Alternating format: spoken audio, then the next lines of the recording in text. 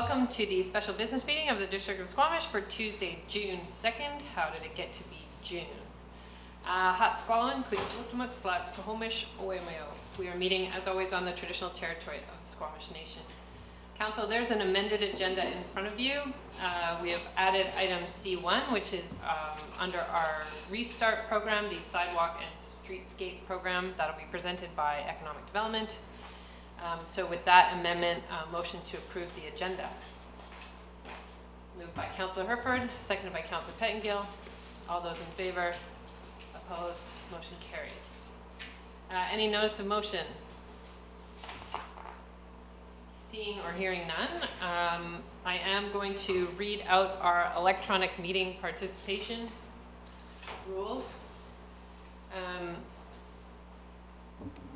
In these times, we have all of council, aside from myself, attending electronically, either by phone or by computer. So when a council member disconnects and or reconnects,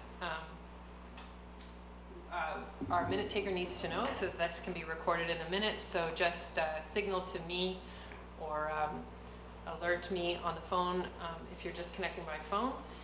Council members are to identify themselves when they advise the chair that they wish to be placed on the speakers list. Those on the phone can just say chair. Those connecting visually can just raise their hand. With respect to a vote, council members are only required to state a nay vote. So no statement is required if a member is in favor. Council members should put their telephone or computer on mute unless they wish to speak. That goes for staff members as well. Council members shall be involved in and participate in the meeting. If you are having trouble with your audio, you can turn your video off for those that are connecting via computer. That often helps. If you are having technical difficulties, if you could text our corporate officer. And if we're having technical difficulties on our side, we'll recess for up to 10 minutes to sort those out and make sure that everyone can be connected to the meeting. So with that, item number 4 on our agenda, we do have a proclamation request that Child and Youth in Care Week be proclaimed for June 1st to 7th, 2020.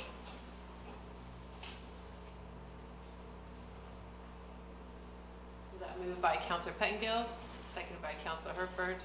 All those in favor? Opposed? Motion carries. We are still not having meetings open to the public yet, but hopefully by the middle of June we'll actually be able to consider any unscheduled public attendance when we move to public participation electronically.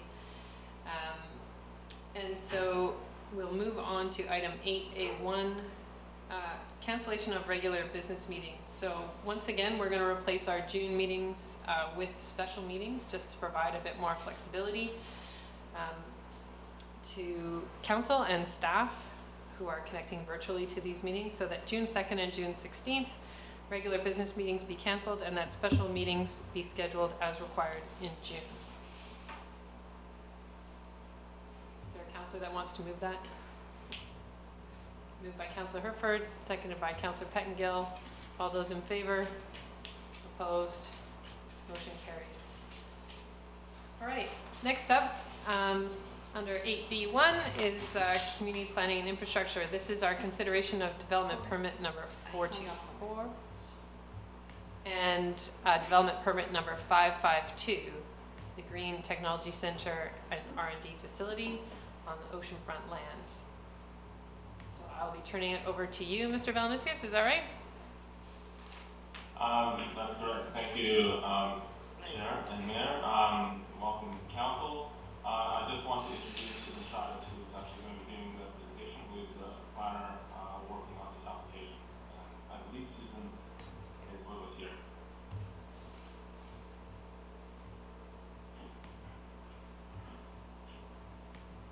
Susan, can you hear us? She is on. Yes, I can hear you. Can you hear me? We can now. Welcome, Susan. Good afternoon, Mayor and Council. For some reason, I can't get my video to work, so I will skip that. If you could just give me a second, my guys have just disappeared from the screen for reasons unknown. You can see it faintly, but I'll try and run through this presentation, which is somewhat being blocked from my view. I don't know why. But anyway, I'll just proceed. I think I know the presentation off by heart. Okay. So and if you just want to let Ms. Arthurs know when to change slides, she's pulled the slides up for our viewing audience and for council. So if you just tell her to advance to the next slide when you're ready. Thank you. So the application in front of us today is the Carbon Engineering Research and Development Facility. And we're giving this application a new DP number, which I'll explain in a few minutes, DP 552. Next slide, please. The project is located, as illustrated, south of the downtown on the oceanfront peninsula. Next slide, please. The application is regulated by a number of policies. First of all, the Oceanfront Peninsula Sub-Area Plan that was adopted in 2010. Development Permit Area 12, which is established in that sub-area plan. And also, here's where I'm losing the vision here. The CD, can't see it because there's some text in front of it on my screen, unfortunately. The CD zone that was adopted in 2011 and amended in 2015. And the Phased Development Agreement, CDA for short, which was registered on title in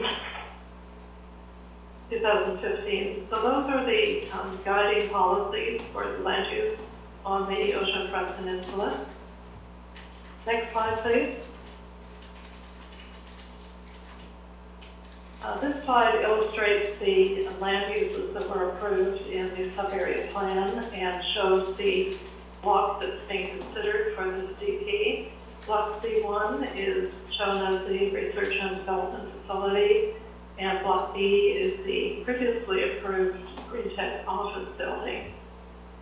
Next slide, please. The CD 69 zoning is shown on the diagram on the left that corresponds more or less to the sub-area plan land use categories. On the right-hand side of the slide is the zoning as it pertains just to this parcel.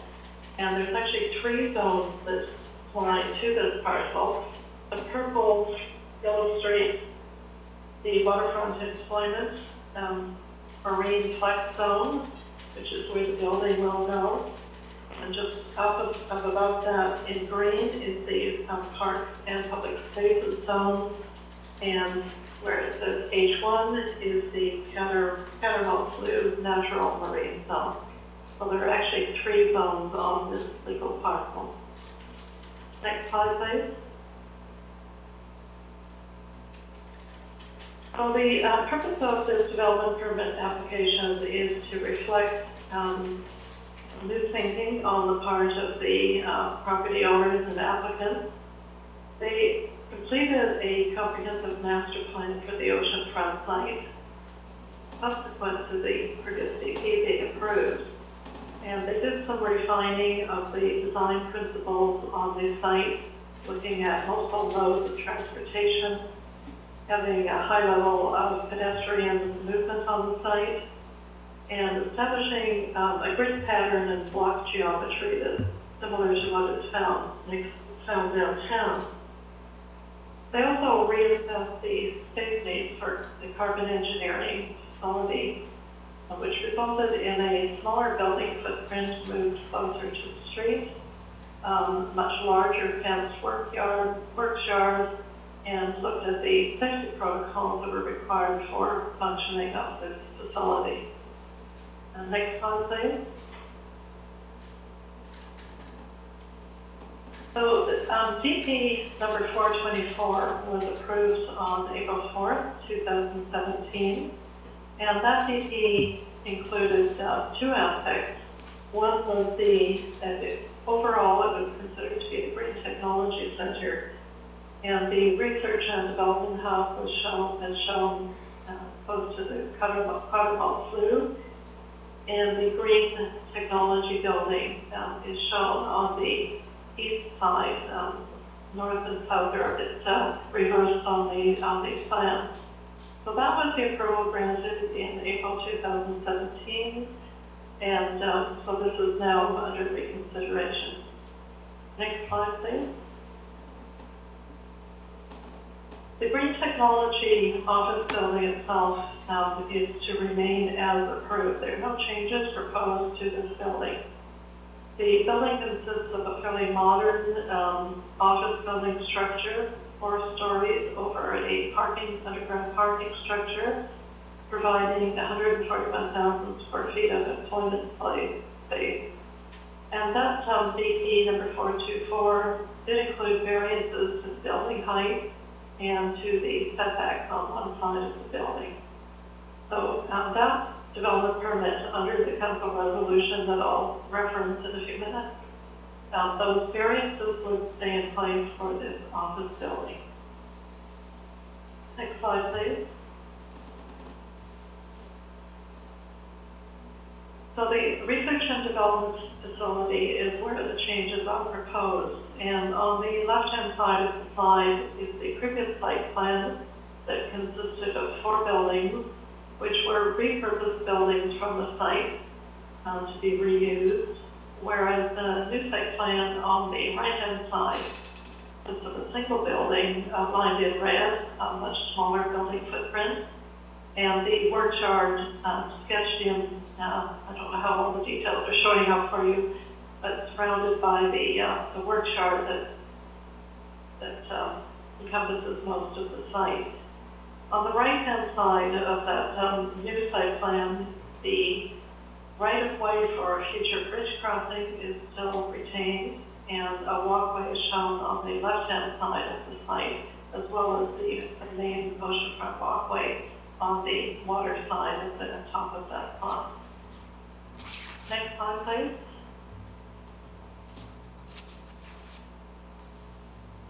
So just looking at the details of the previous facility, the 4 repurposed buildings accounted for just over 40,000 square feet. And the buildings were reclad with a very colorful exterior cladding to try to integrate them with the location. And that approach has been changed substantially in the new application. Next slide, please. The new research and development facility that's proposed is a much more substantive building, and it consists of just over 13,000 square feet of industrial and office space, so a much smaller footprint than was previously shown, consisting of 2 stories plus a large works yard.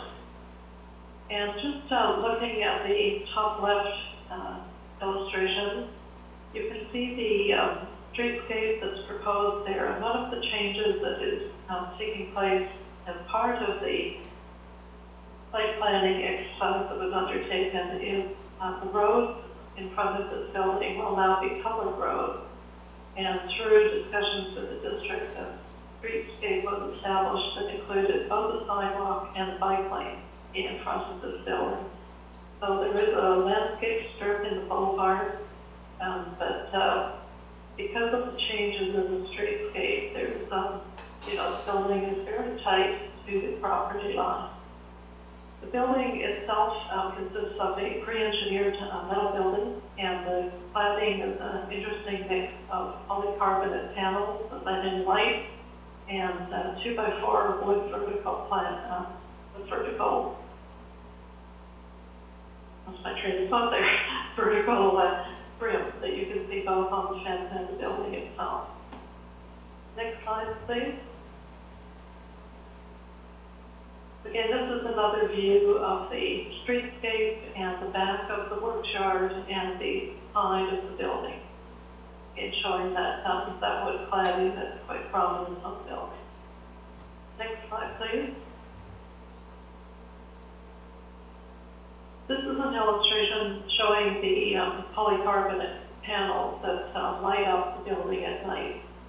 And one of the reasons for highlighting this view is the fact that the building itself has been designed purposely to minimize the appearance of public entrance and windows, which is not what you typically look for in a street front building. But because of the needs for security and privacy of this building to protect their operations, the building includes a small area at the front that shows on the top diagram where people are invited to some display areas that show the carbon engineering processes that take place. But the building does not include typical windows and doors that you might find on the front streetscape. Instead, the access is down the side road. I think that was a purposeful design feature. Next slide, please. And here's a close-up of the streetscape and informational signage that I just described. You know, it does provide pedestrian interest, but you know, it's certainly not the full window vision that you might see on a more typical building. Next slide, please. This is an illustration showing the building sections, and what happens internally inside the building is a very large warehouse and manufacturing space that's 2 stories high, and a mezzanine level that includes a number of offices and research portions of the building. Next slide, please. And this is an overview, I call it AXO view of the carbon engineering facility, and you can see the full measure of the workyard and various facilities that are in place there, and the relationship both to the Petermont Slough and the Greenway Trail to the south side. And I didn't put anything on the slide, but on the bottom right-hand side is the right-of-way for the potential future bridge crossing. Next slide, please.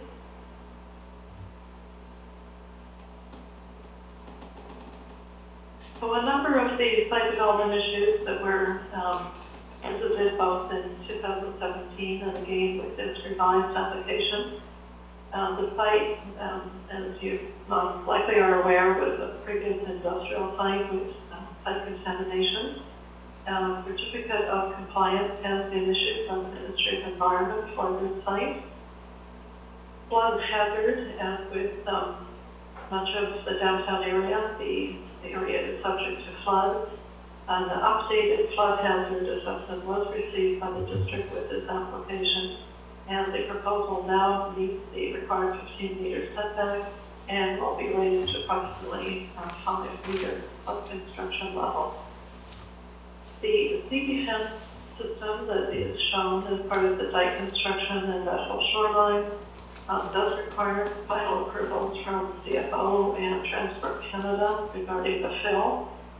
We don't have those final approvals yet. They are underway, and the applicants have indicated verbally that they've had positive response from both those agencies, but those approvals are still outstanding. The project also, through the phase development agreement, there is a commitment to adhere to rent shores principles, but I would say that's actually not a mandatory requirement.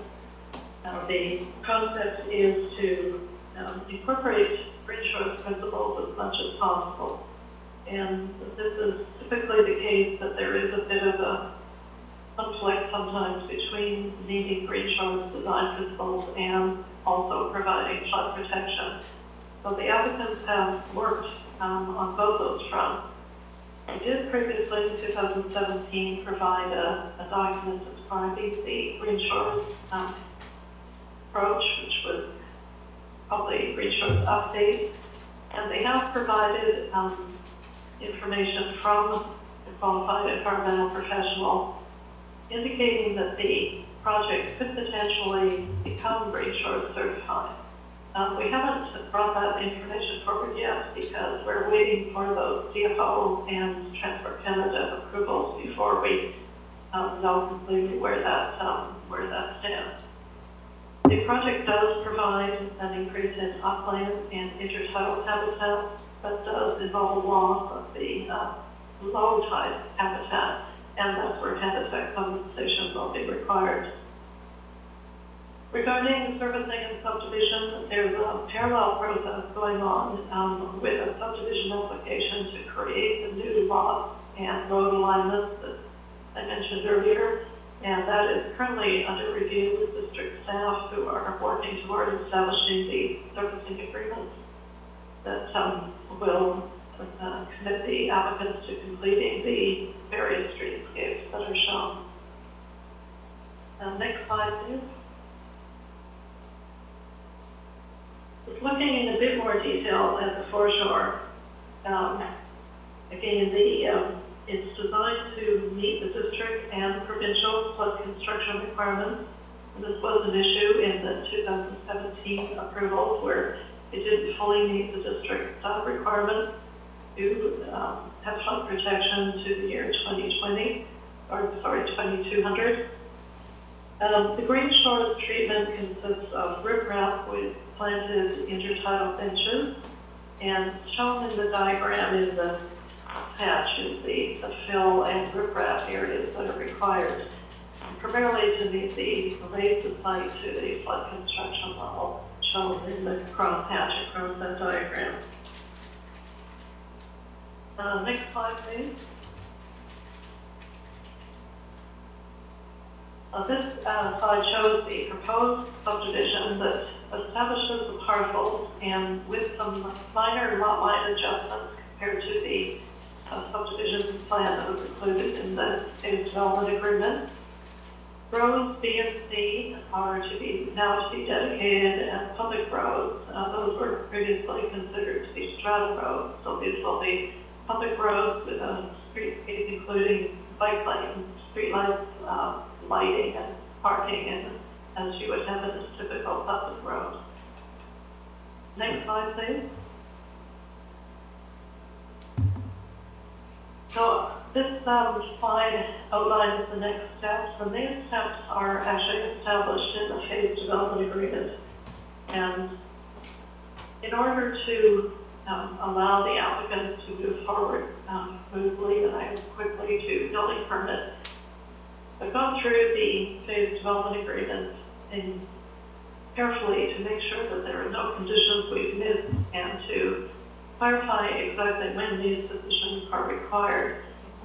The council resolution does not include any subject twos because under the phase development agreement, the subject twos are actually required either prior to building permit or prior to occupancy permit. So just very briefly, under the requirements prior to building permit, security is required for on-site landscaping, $134,000. They do need to submit the final flood report and register both flood and seismic covenants on title. And as I mentioned, we do have both the flood and seismic reports. A site servicing and servicing agreement needs to be completed. Registering a snap right-of-way for interim access. And I should mention that the roads B and C that were shown on the plan are not going to be completed initially with this development. They're going to be served by the driveway that leads to the site. But for a variety of servicing reasons, it's premature to put those services in the ground right now, according to district staff. So a right-of-way will be established to provide interim access that meets the requirements for the applicant and fire department. But we will be taking security to ensure the full roads are built when it's appropriate to do that. And that will be when additional development takes place on Road C. And finally, prior to building permit, the applicants are required to provide a fire final fire safety report, which has been submitted to the district. On the right-hand side of the slide, prior to occupancy permit, the applicants need to obtain subdivision approval with dedication of roads B and C and servicing agreements to go with any works that are required.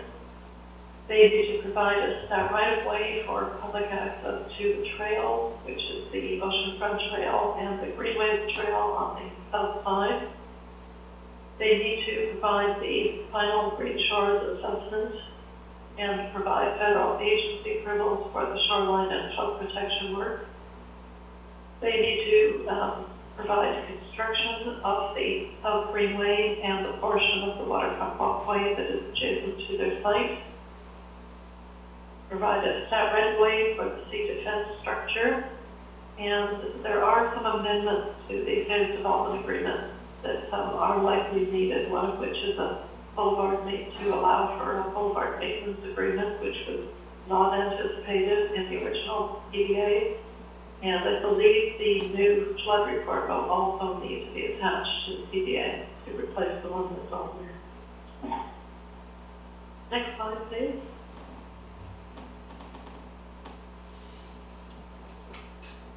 So under the DP review that was done internally, the conclusion of the planning department is that the project meets the majority of DP guidelines, except, as I mentioned earlier, there is no front yard landscaping along Road C at the front of the building. And part of the reason for that is that the zoning bylaw allows for zero setbacks, so the project does meet all of the zoning bylaw requirements, and there's something of a conflict there in the guidelines requiring front yard landscaping, but yet the zoning allows for a zero setback. So in this case, the zoning bylaw does prevail. We have talked to the applicants about providing front yard landscaping, and they indicated that the project was really very tightly structured on that property to allow for movement and vehicle movements on the site. And there is actually no opportunity to move the building back. No windows, balconies, or entrance to the street, as the guidelines require, and again, that is for security reasons for the carbon engineering facility.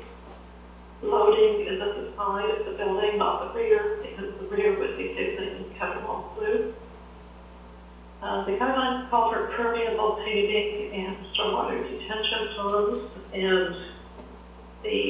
and green roofs. And those were not suitable for this type of industrial activity, so the project does not meet that guideline. The project does address many of council's priority areas. These are here. It does provide significant employment space. And I did want to mention on the issue of employment, there is an error in my staff report. I think I referenced 120 jobs, and that's incorrect.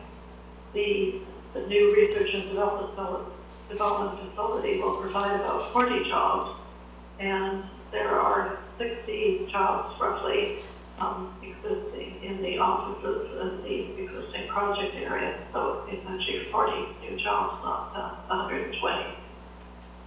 The project does provide reduction of greenhouse gas emissions, and I think, and I'm sure you're aware, that's the purpose of the facility. The project provides connectivity with public sidewalk, cycling, greenway trails, and oceanfront trails, and it does provide cleanup and redevelopment of a previous contaminated site. Next slide, please.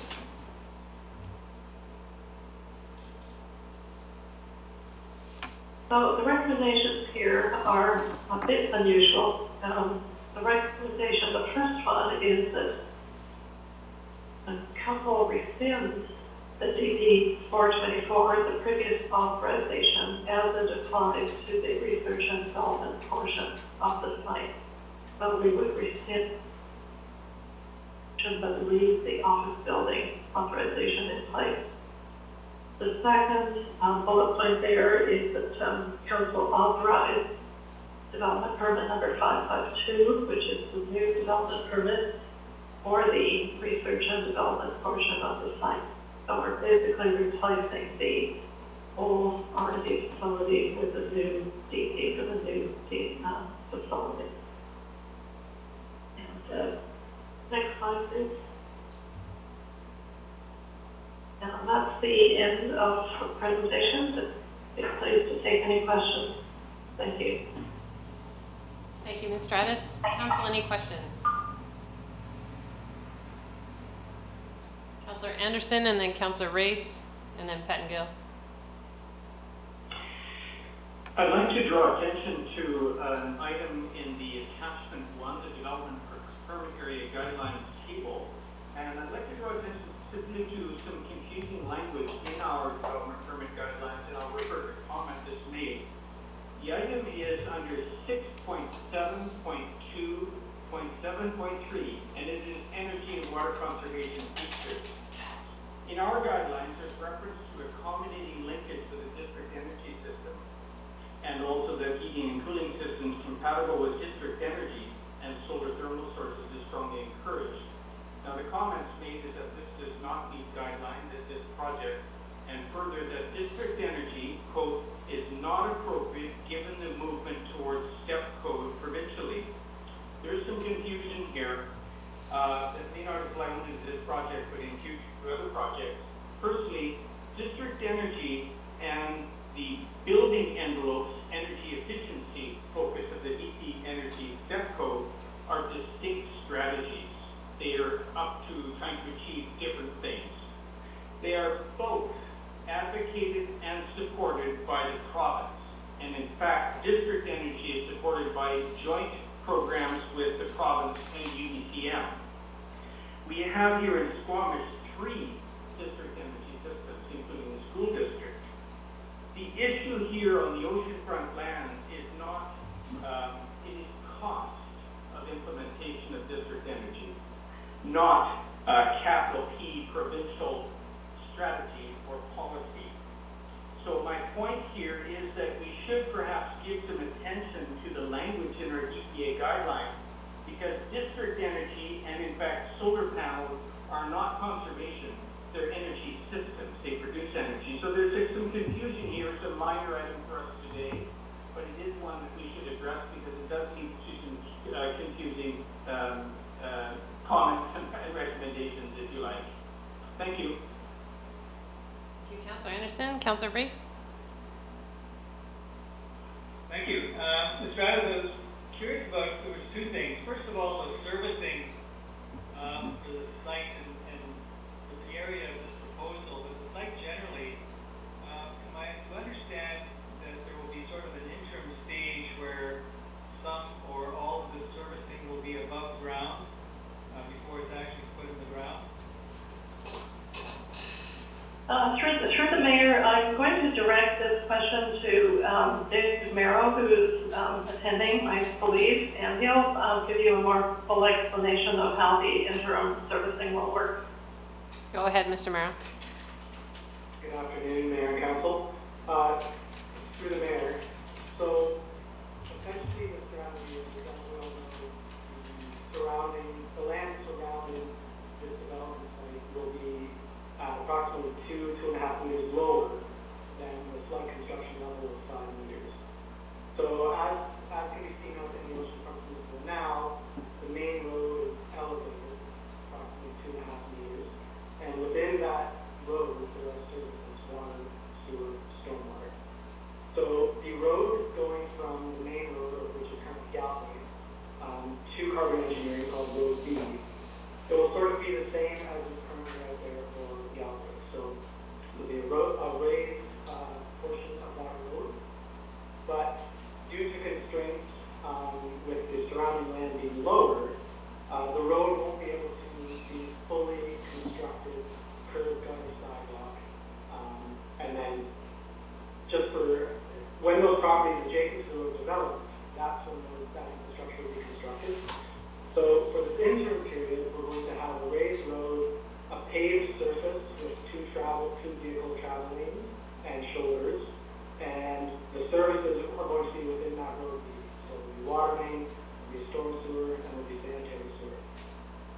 C, however, for this development, no premises are required to be built within Road C.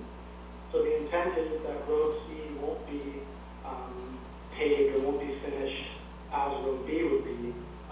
At a future time at which additional development occurs along Road C, that's when that road would be built out, paved, and the frontage improvements done at that time.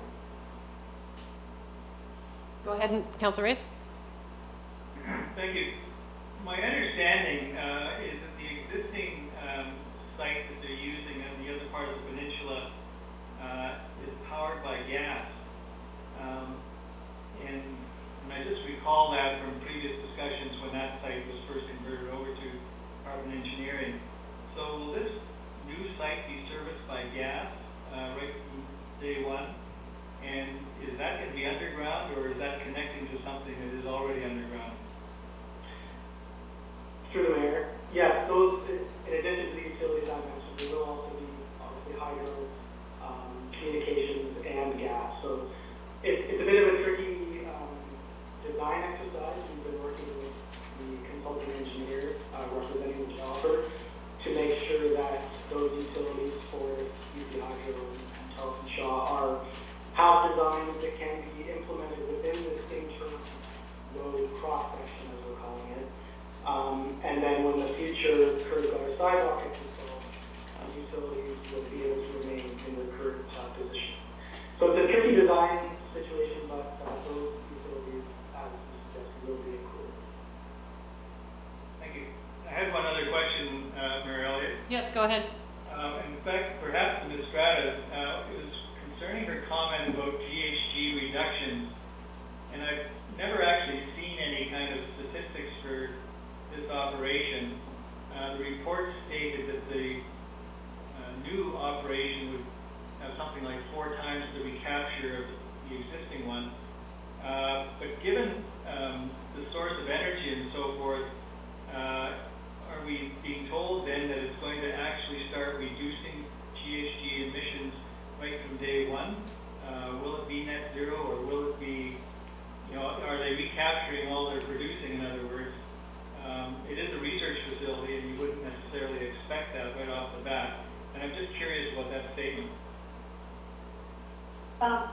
Through the mayor, I don't have a clear answer to that without asking the applicants. I don't have those sorts of statistics. I do have state applicants waiting for phone calls, and if you would, through the mayor, if you'd like to proceed with other council questions, I certainly can contact the applicants to ask them my questions. Thank you. Would you like Ms. Stratus to follow up? Yes, I'll do that It's a now. matter of curiosity. It's not, from my perspective, it's not relevant to this application. I'm happy to proceed through to voting in this application. It would be an interesting thing to see, though, just in light of sort of the bigger picture, what the actual effect of this facility is. So if it came along sometime later, not in this meeting, but days or weeks later, I'd be quite happy with that. It is just, as I say, it's more a matter of curiosity. Okay, thank you. Mayor, yes, I'll follow up after the meeting and email that information to council. Okay, thank you. Thank you. Councillor Pettingill. Thank you. Yeah, I have a few things. We're being asked to rescind a DP. Are there any amenities or benefits or other things tied to the old DP that would be relinquishing? Through the mayor, no, the amenities are really the trails, and particularly the waterfront trail, and those are all being provided with the new DP application. I don't believe there's any amenities that are being lost. The office building application that is not being constructed yet does have some on-site amenities in terms of open space, but because that DP is going to remain in place for the office building, those on-site amenities remain intact. So no, I don't believe there are any amenities being lost here. Great, thank you. And so the site is being, they want to reconfigure, that I guess the primary driver for this.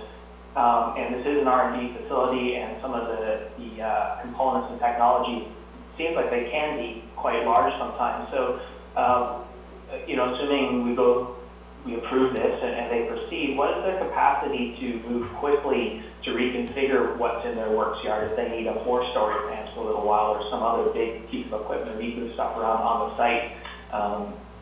You know, do they have to come back to us for all sorts of approvals, or can they just kind of do it, whatever they need to do in that works yard? Through the mayor, anything that requires a building permit would automatically trigger an amendment to the development permit.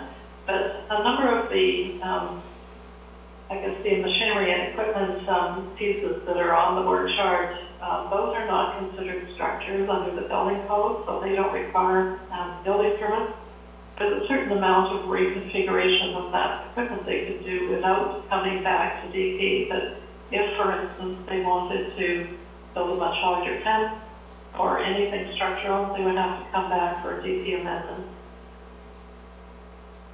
Okay, thank you. And I'm just wondering if I can get a bit of clarity on the green tech label, and maybe I'm misunderstanding this a bit. When I was reading about the green tech facility, green tech center, I guess it evoked in my mind the idea of a whole bunch of green tech businesses could go in there and sort of collaborate, and they'd be working together in some sort of co-space.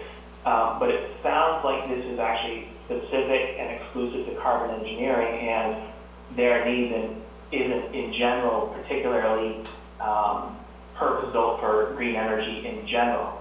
And I guess I want to confirm that, and also just express a bit of hesitation because, you know, I think carbon capture and sequestration is going to be critical, it sounds like, but there are some applications for that, like making fracking fluid, which I don't know that we'd actually consider green tech, and so I'm just being a little bit sensitive to the label we're using and wondering, you know, is there something I'm missing in that labeling, or you know, is this really a carbon engineering building and facility at this point?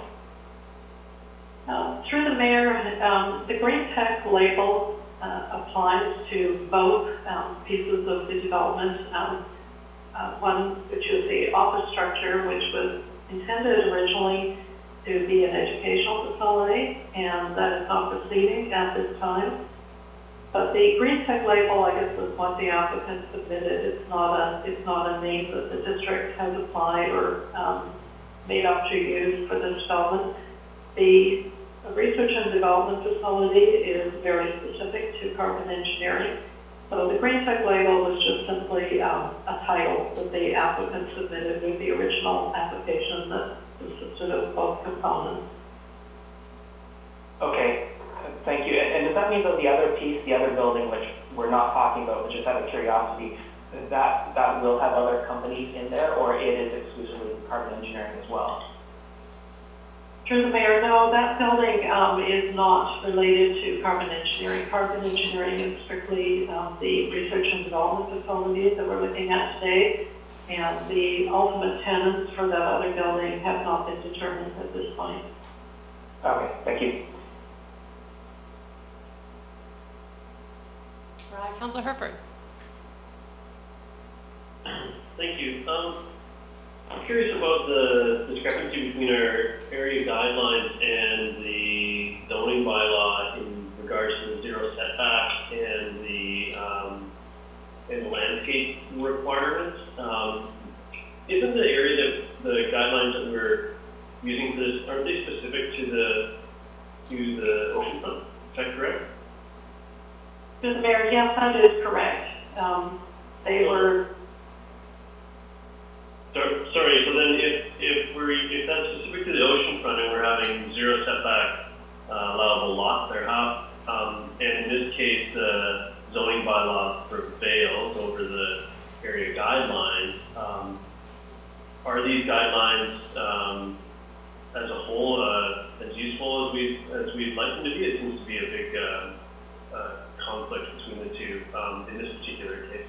I don't disagree with where we landed on this particular one, but I just wonder about the validity as we go forward into the other properties.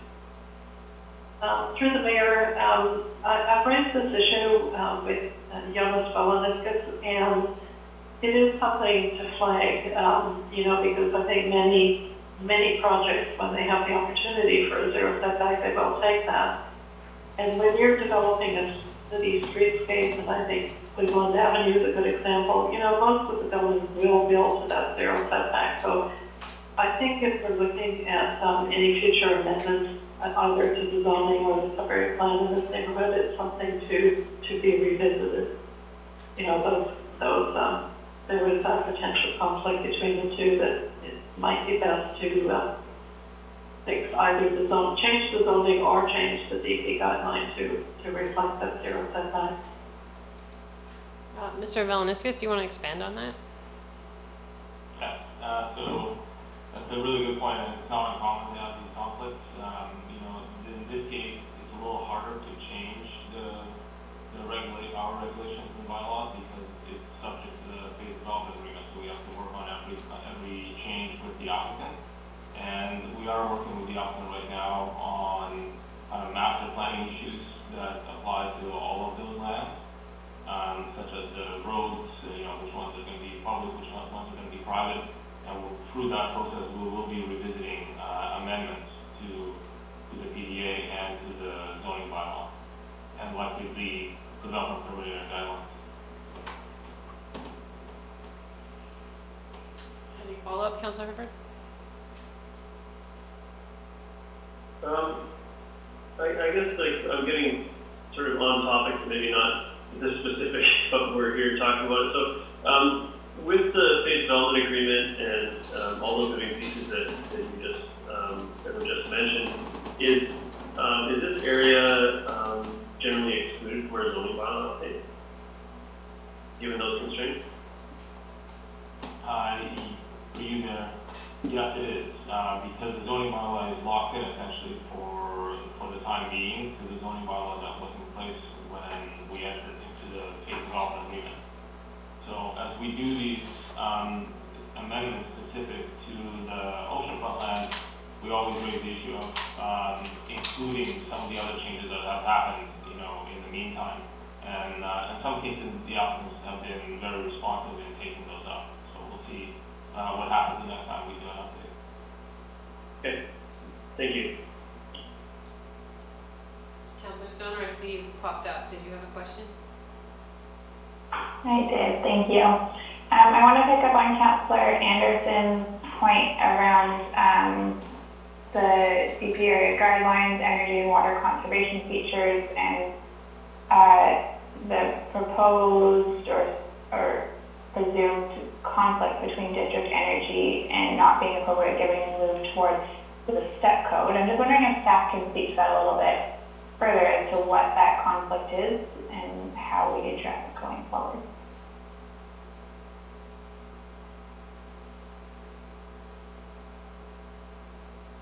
They can't all eyeball each other and figure out who's going to answer. Susan, do you want me to take this on? Yeah, I'll leave that one to you. Sure. So I think that you're right. That council definitely picked up on something here that doesn't sound correct. I don't think there's an obvious conflict. The only discrepancy here is that the guidelines themselves seem to speak to commercial and residential development, that particular guideline, and this application is neither one of those. But you're right, there is no conflict between the two.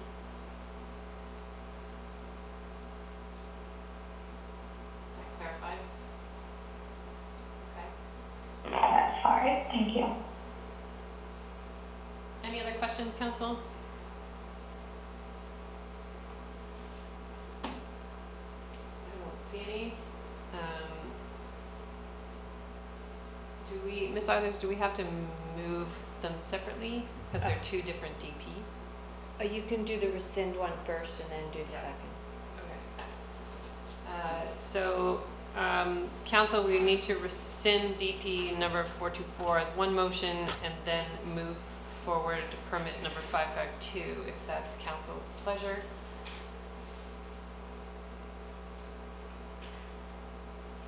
Councilor Herford, you're moving rescinding portions of DP number 424. Is there a seconder for that? That is seconded by Councillor Race. Any comments? I'll call the question. All those in favor? Opposed? Motion carries. And then a motion to authorize development permit number 552.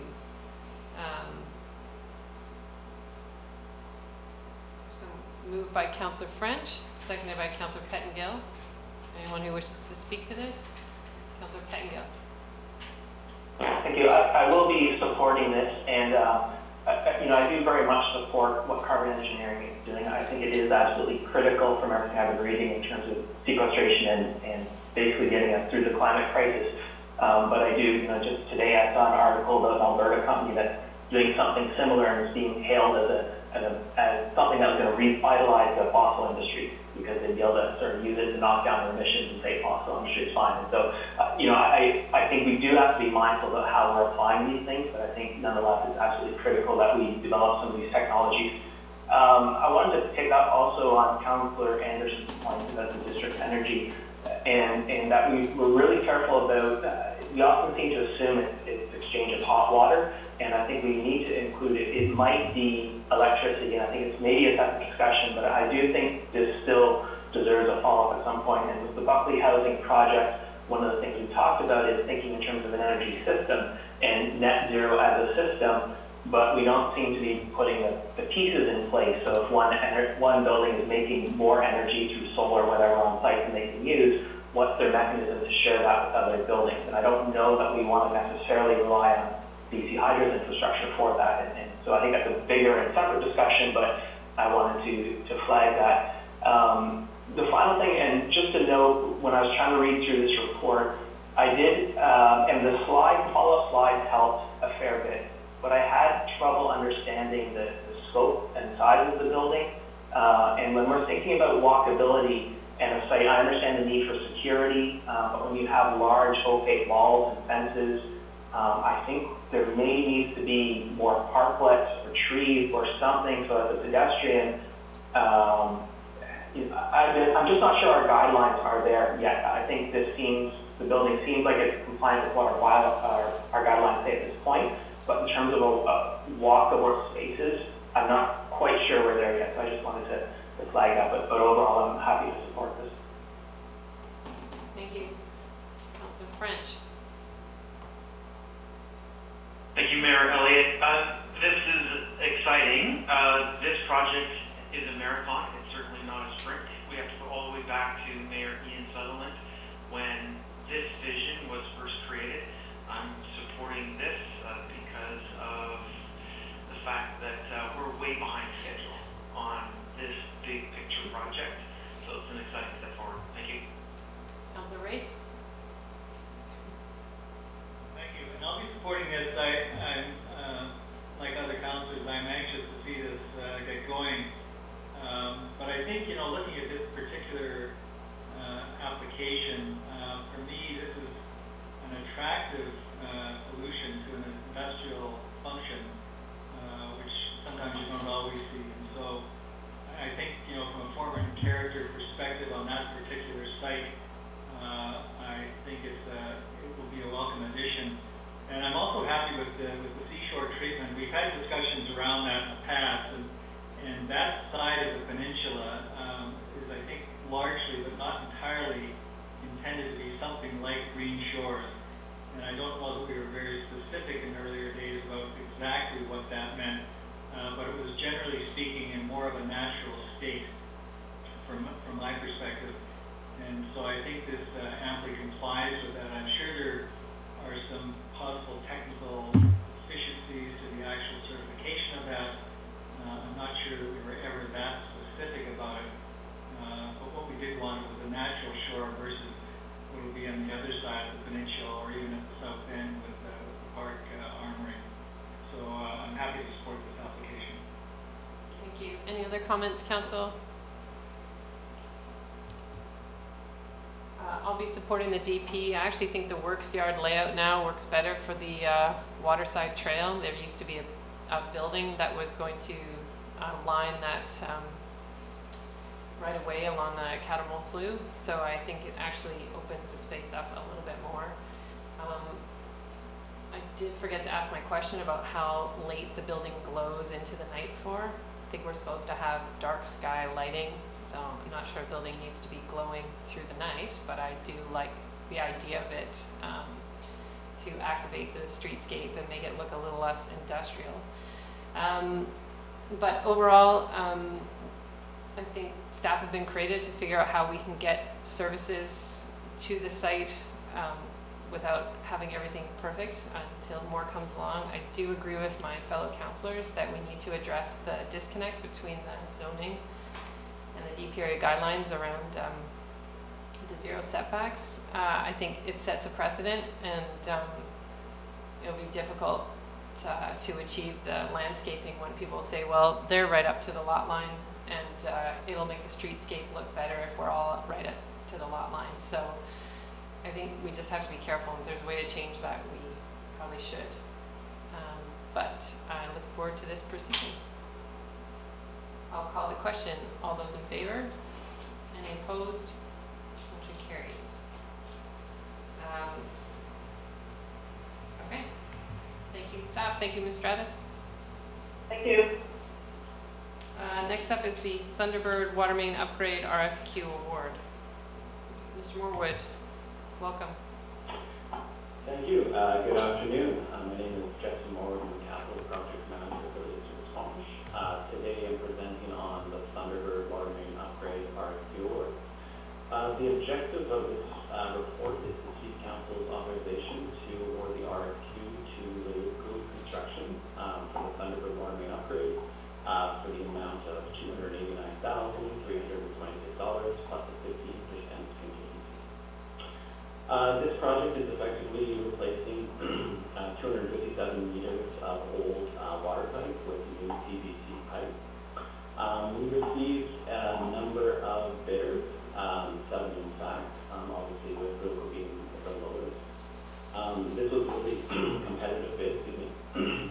This was a really competitive bid. I'm really happy to see that we had 7 bidders overall.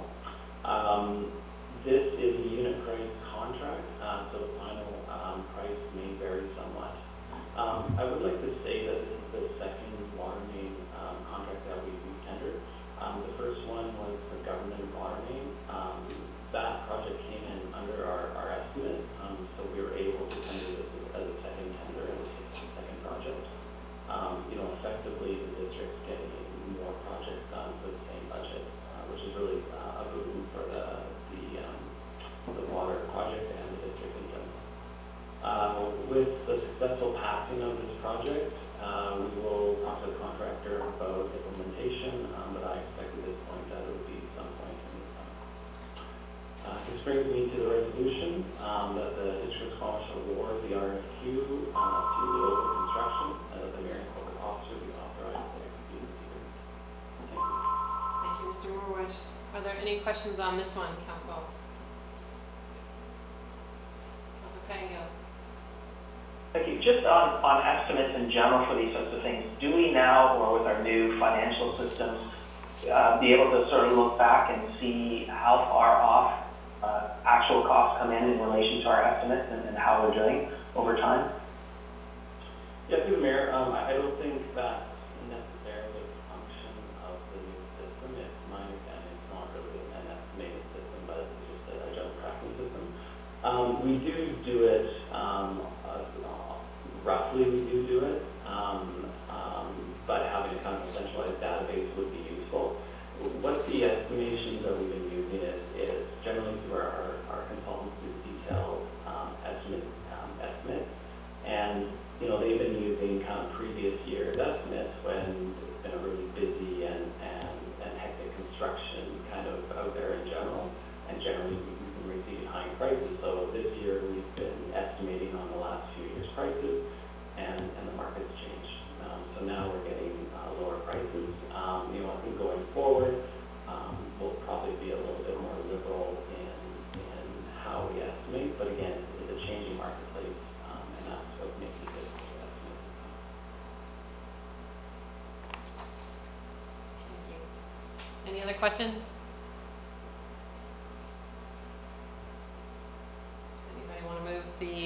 awarding of the RFQ.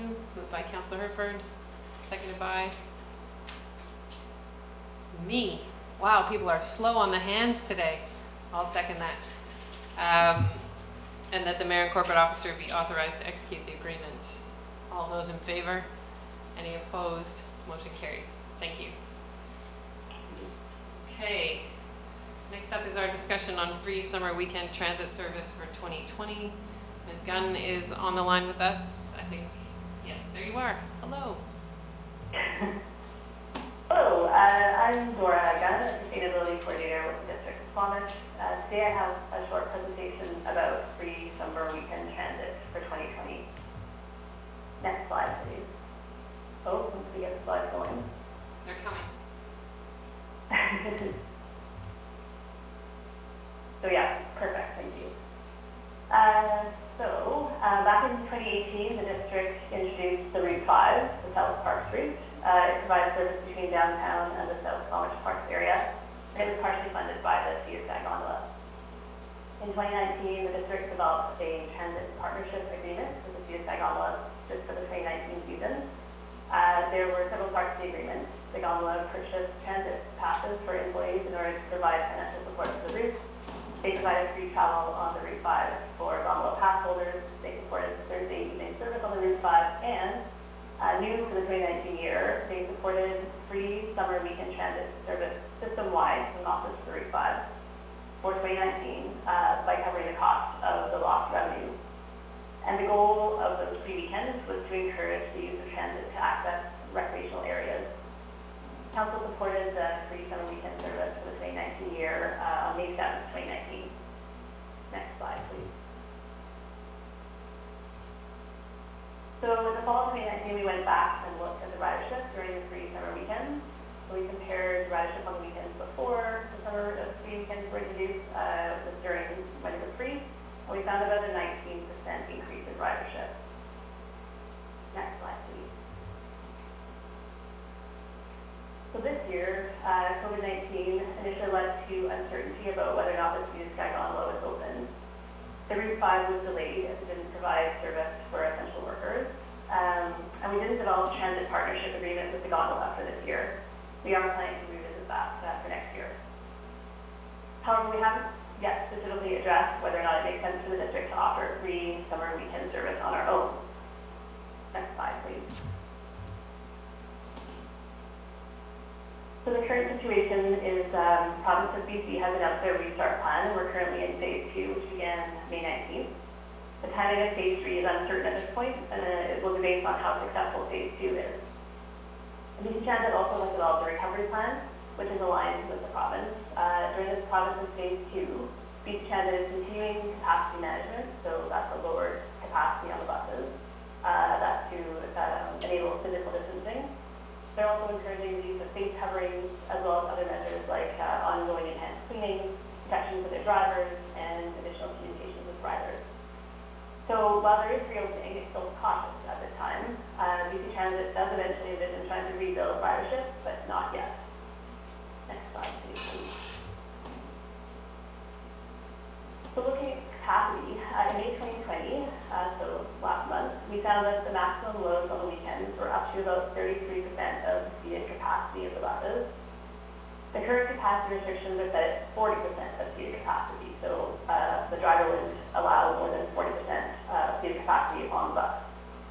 So that means if we implement the free summer weekends and ridership went up like it did last year, we may be in a situation where buses are reaching that 40% capacity limit and riders could be turned away. BC Transit does plan to increase the available capacity, but they're tentatively suggesting at this point that this will happen when BC moves to phase 3. So it's difficult for us to know when that could be. Next slide, please. So if the district did want to go ahead with free summer weekends, we're estimating that the lost revenue would be in the range of $6,700. Last year the estimate was $13,500, but since ridership is about 50% of normal currently, the lost revenue would be half of that this year. Neither of these lost revenue numbers were included in the 2020 budget, though. And next slide. So based on the current physical distancing requirements and capacity constraints and the unknown timelines for the easing constraints, as well as the fact that we're not yet in the phase of reopening where we're trying to build transit ridership. The staff recommendation is that we defer consideration of the free summer weekend transit service until 2021. And next slide. Questions? Council. Are there any questions? Yes, Council Pettingill.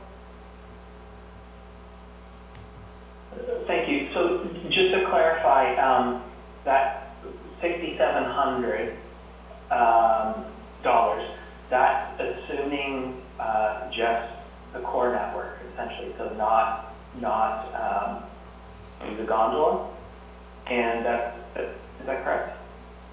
No, that number. So the 13,500 was for the whole network, including Route 5 for last year. So it doesn't include the Route 5 necessarily at this point, but that 13,500 does include the whole network, and then 6% ridership is for the whole network. Does that answer your question? Yeah, I guess what I'm wondering is, I think with COVID, maybe it doesn't make sense to prioritize recreational visiting through the gondola or to subsidize that, but I'm wondering about sort of our more vulnerable population, essential workers on the core network, and hearing those numbers. If we're sort of, our financial exposure is below $6,000, I'm wondering if that is a worthwhile investment. Well, Councillor Pettingill, keep in mind our financial exposure has been a lot of lost fare revenue. So this is. But that happens. And this is why local governments have been asking senior governments to help out with transit. So don't discount that. We've lost significant money each month when not charging fares. I just want to remind you of that context. That's all. Yeah, and I guess so, but what we're talking about here is an incremental, that is what it is. So an incremental cost of less than $6,000 to maintain free service on weekends, possibly on the core network, is what I'm wondering if that is, in the big picture, a worthwhile investment. I think that's our decision. What is your question to staff?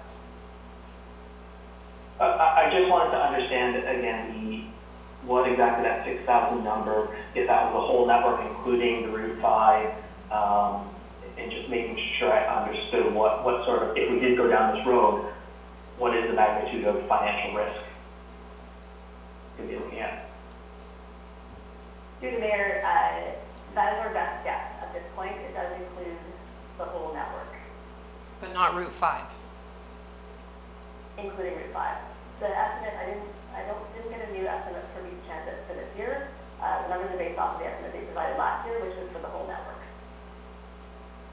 But we're not, and then I divide that by half, given the 50% ridership this year. but we're not running Route 5. At this particular moment, no.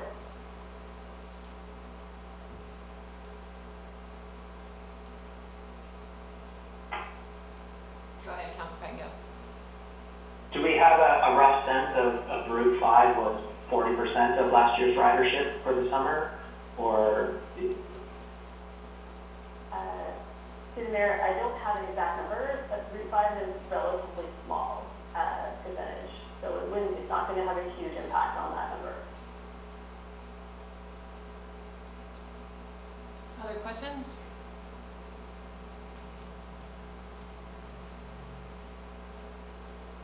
Ms. Gunn, if your resolution says to defer consideration, which doesn't say cancel, so if we move to phase 3 in the middle of June, since this doesn't impact scheduling and and fare collection is returning at the middle of the month here in Squamish, it doesn't really impact BC Transit. Rather, it's just our decision to waive fare collection again.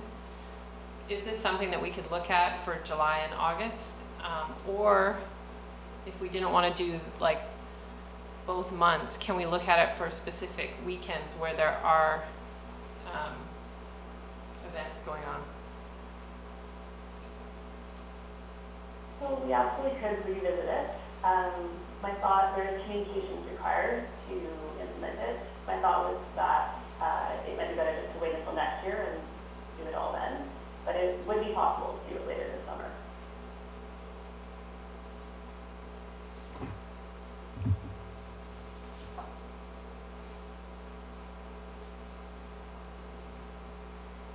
Yeah, my question stems from our next presentation where we might anticipate car-free weekends, which requires transit. And so those are connected. I've also heard that the Arts Council is still figuring out a way to proceed with Wind Festival potentially at the end of July. So I was just trying to understand our flexibility in revisiting this in the coming weeks once we see what the province does in the middle of June. Are there other questions? Councillor Stoner, did you pop up there because you had a question? I did, yeah, thank you. Through the chair, my question is about, I guess, this ongoing discussion around flexibility and how we can actually move in that direction to support. Okay, let me phrase this. What do you envision as, like, what is that probability of risk that we push our ridership to beyond capacity if we do support free transit on weekends? Mr. Mayor, I think there's a reasonable chance that we could have the possibility of pass-up.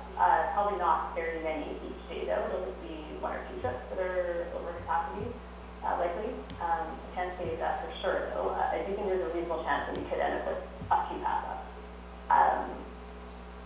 Yeah. Okay, and then my subsequent question is around that. So we split and we passed that, and staff made a Herculean effort to get us that in a very timely manner. If we were to then change our direction and try and cover this cost, does that require an amendment to the budget?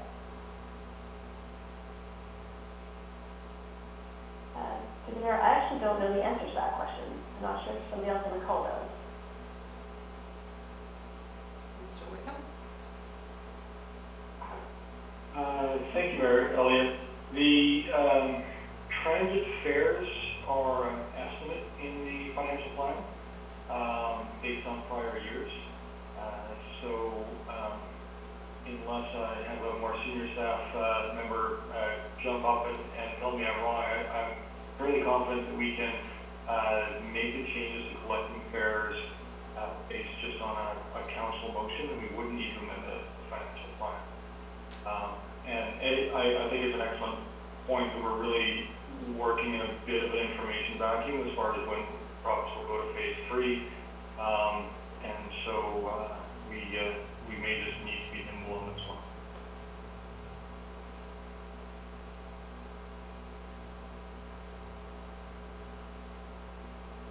Technically, though, we still have money in council contingency if we needed to cover this somehow, if we felt it was important.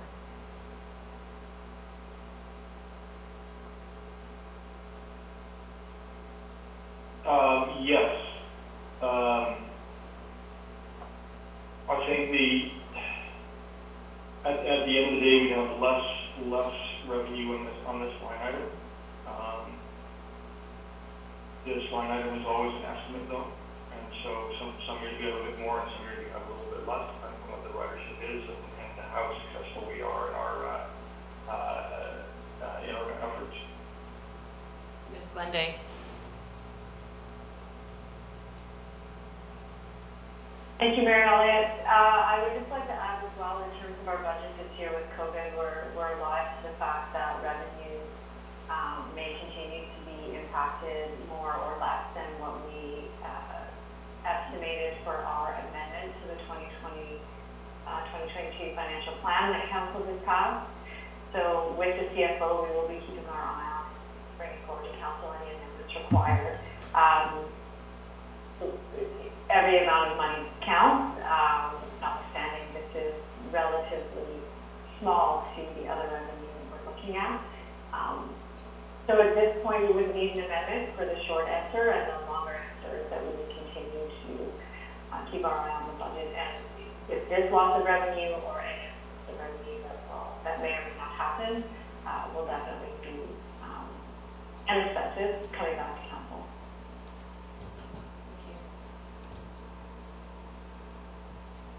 I think before I put a motion forward, I am inclined to actually use the word defer in the motion to see what the province does in the middle of June. And maybe we don't offer it in the summer, but maybe we use free transit as a way to try and build back ridership through the summer and fall. It is a tool. We know that confidence in riding transit has declined because of the pandemic, and we will need to find ways and tools to encourage people to stay out of their cars and get back on transit, and for those who don't have a car and rely on transit to feel confident in using transit. So I don't want to sort of say if we move this along today and defer it that we wouldn't want to revisit it once we see what phase 3 timing is and looks like for our community, and then decide then if we want to use this as a tool or not in the short term. So if I move deferral, I would almost want to put a date on there, or if someone moves deferral, to look at this in the last week of June at Committee of the Whole. So maybe I'll put that motion that the District of Squamish defer consideration of providing free summer weekend transit until the last Committee of the Whole meeting of June 2020. That's seconded by Councillor Herford. Any comments? Yeah, Councillor Pettengill. I will support this. I have a bit of hesitation, but the reason I'm going to support it is, you know, I think given the amount, my inclination is to just provide this transit support on the core network. But I'm also a bit hesitant if weekend and tourism focus is actually the highest priority. And so I would appreciate, when we have this discussion again, some understanding of the core network, you know, our vulnerable populations, essential workers during the work week. And so very much in support of supporting public transit during all of this to some degree. I guess I'm not sure that the weekend piece is the priority target for me. So for now, and waiting for a bit more info and discussion, I will support this. Councillor Stoner. Thank you. I will support this motion. I look forward to it coming back to council at the end of the month. I think by then we'll have a clear understanding of what phase 3 will look like, but I do think that this will be a really critical component to our community's restart plan and getting folk back on the transit and back into the community. I think that this is a really good tool and lever that we have to support the economic restart of our community, and so I look forward to the discussion at the end of the month. Thank you. Any other comments? Yep, Councillor French. Yeah, I think that this is financially responsible, and I like the flexibility that we're building into it to revisit if we determine that this nice to have is going to be appropriate a little further down the calendar. So I support the motion. Thank you. Thank you. I will call the question. All those in favor? Any opposed? Motion carries. Thank you very much, Ms. Gunn, for your work on this file. I know it's been pretty tricky over the last few months, so appreciate the effort. Okay, next up is the addition to our agenda. This is the District of Squamish Restart Business Plan, the Sidewalk and Streetscape Program. And Ms. Mulligan, Woodside, hi. Nice to see you again. So I'll just kick things off. Hello, Mayor and Council. My name is Alicia Woodside, and I work as the Economic Development Specialist at the district. Today, I'm presenting on the district's Restart Business Plan, Sidewalk and Streetscape Program, on behalf of many teams that are playing a big role in this project. So next slide, please. So today's agenda has 2 items. The first item is to update council on our plan to use municipal assets to help businesses recover from the pandemic and follow new provincial health guidelines. And second, we'd like to recommend it's actually 3 motions that will support these plans. Next slide, please. So as you know, local businesses are in the process of restarting their business operations after many faced temporary closures due to the pandemic. Physical distancing and reopening guidelines as set out by the province may affect the revenue potential of local businesses, and this program is intending to use our municipal assets to help those businesses support physical distancing and restarting. Next slide, please. So to begin, we've been working really closely with many different partners, internally with all the teams within the district, as well as our community partners and other agencies to help inform the design and launch of these programs. Currently, the Squamish Chamber of Commerce has a survey underway that's helping to inform our work. Now, the survey is not yet finalized or completed, but we have some initial top-line results where 89 businesses have responded so far. And so far, the results suggest that businesses show strong support of the use of parks for physical distancing, as well as potentially allowing the farmers market to expand their operating area. There is some concern for parking and widespread street closures that we're hearing from the initial results, whether it be side streets or major streets like Cleveland Avenue. Although these results are not yet finalized, we are taking these initial results into our programming and will continue to integrate them as we receive more results. Next slide, please. So this is a high-level view of our program plan. On Friday, we launched a temporary expedited patio program, which was a quick win that we wanted to deliver to businesses as soon as we could. And essentially, it's to allow businesses to support physical distancing, and we were already receiving many different patio expansion requests. So that was a way to make it faster and easier for businesses. Next, at the end of this week, we're planning to launch a temporary park use program where businesses would be able to apply to use our municipal parks with the intent of physical distancing. And then finally, we'll explore additional measures that can support businesses through the restart phase. Next slide, please. So to start, as I mentioned, we wanted to provide a quick win for businesses right away as a way to help them deliver some support to them. So this program is available for all businesses in Squamish, whether they are on private land or district land, and the idea is that they can create or expand a patio until October 31st. The intent of the program is that they can spread into a larger area rather than increasing their occupancy. So the intent is that their occupancy is still the same, and this is until October 31st. How it works is that businesses submit a basic drawing of their proposed patio and an application form, which has been streamlined, and then district staff commit to reviewing within 5 days, and that covers off all the fire, building, and external agency requirements. So for everyone that would like a refresher on the typical process for patio applications before this program, we streamlined the process in a few ways. So the typical patio application may require development permits, temporary use permits, and business license amendments. Because this is a temporary program under 1 year long and only a few months in duration, both the development permit and the temporary use permits are not needed. The business license amendment is still needed, and what we've done is we've designed a very simple application form to make that process easy and efficient for businesses. One of the main things is that businesses no longer need a drawing that's prepared by an architect.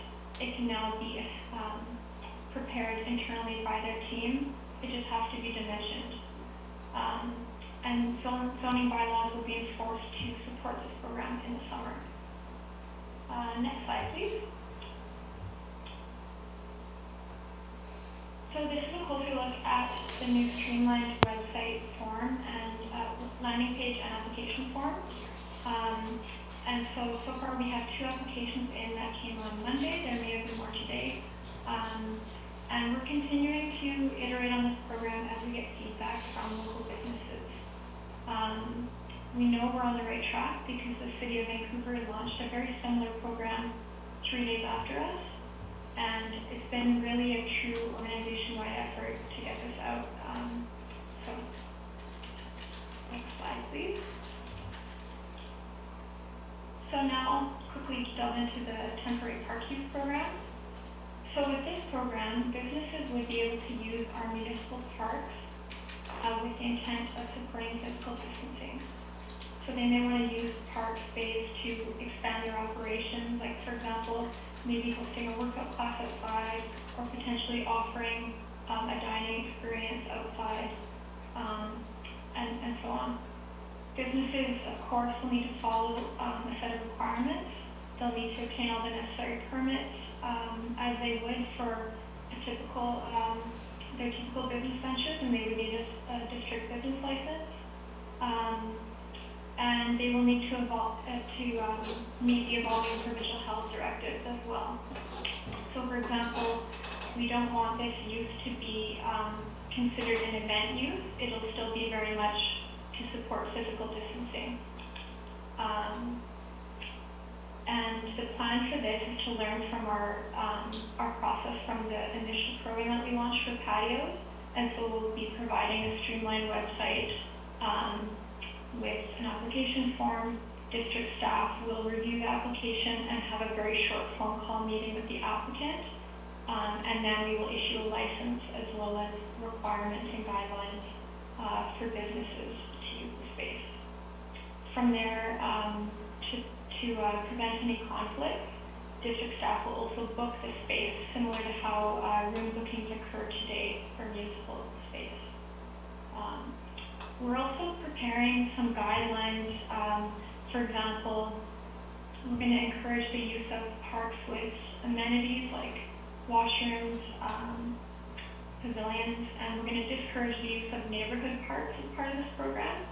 And then we're also going to try to ensure that bookings allow at least 50% of the park space to remain open for citizens to be able to still enjoy the park if they're not partaking in that business activity. And then we'll be presenting a staff recommendation later in this presentation associated with this program. Next slide, please.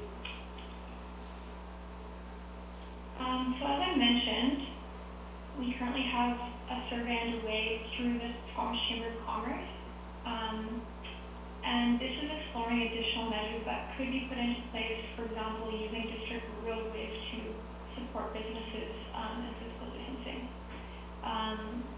As I mentioned, there is some initial hesitation of using district roadways and providing lasting street closures.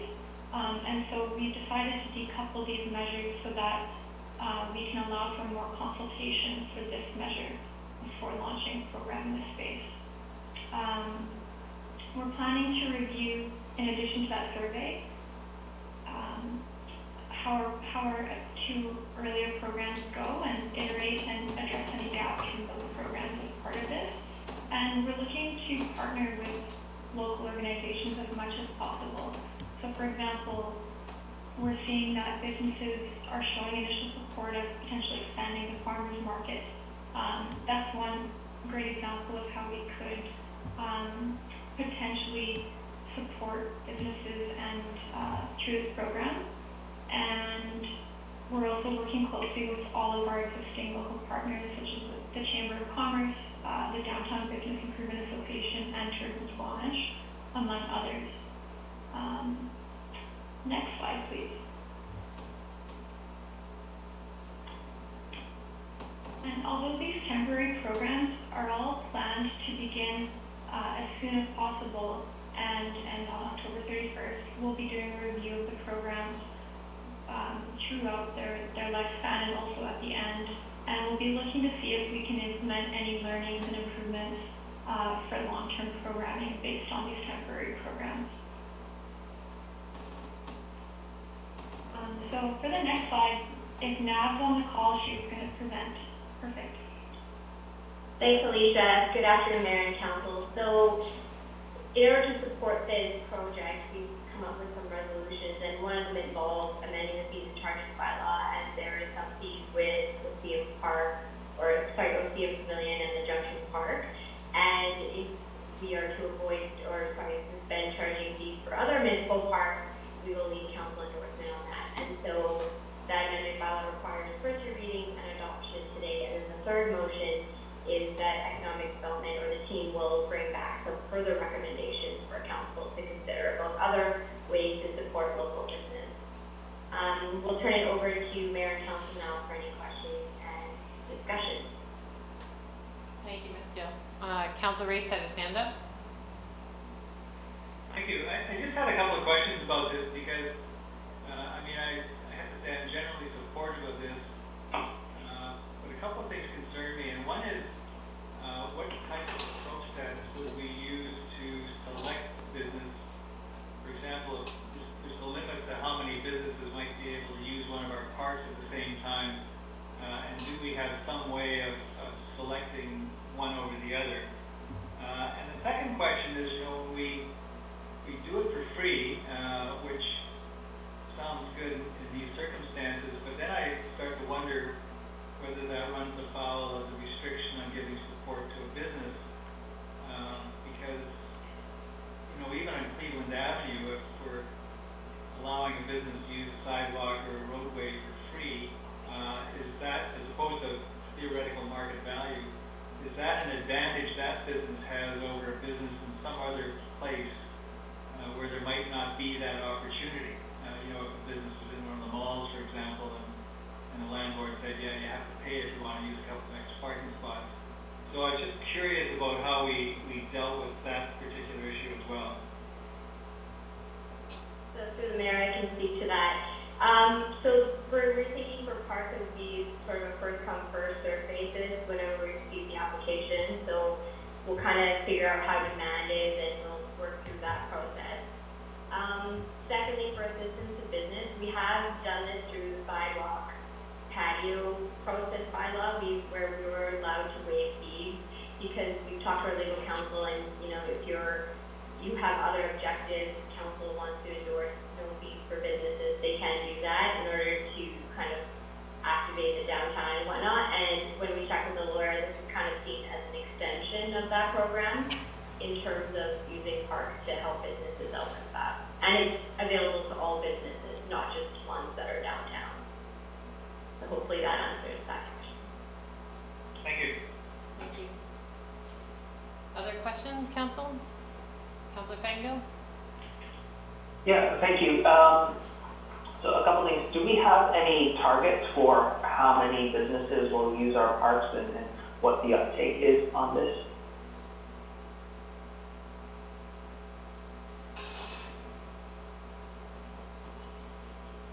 Who wants to answer that? Alicia, I don't know if you have any comments in the survey perhaps, but I personally have received a few requests for like outdoor classes to be in parks so far, but not a lot of requests yet. I can provide some additional comments through the Mayor. So this is a new program. Like you said, it's different from everything else, and so it's hard for us to provide a well-educated estimation of the demand, and of course businesses could be using it in many different ways. But what I can say right now is that through the Squamish Chamber of Commerce, the initial survey results, there was strong support for use of parks, and so I'm just looking at it right now, and out of respondents who said either very much support or somewhat support, allowing businesses to use parks. It was about 73% of businesses surveyed. So that doesn't necessarily mean, though, that all of those businesses are going to use park space to expand, but it shows that there's a lot of support for it so far. Sorry, I don't have a very good answer for you, but I can commit to maybe doing a little bit more research and looking at our other programs to see, just to have a better estimation. Yeah, just for me, I think it would be valuable to have a target and if we're way off, that gives us something, a point to analyze. Is our process too complicated? Is it just really actually not something people want? And I think it provides a focal point to reflect and see if there's something we should be doing different, as opposed to just, well, we'll see what happens.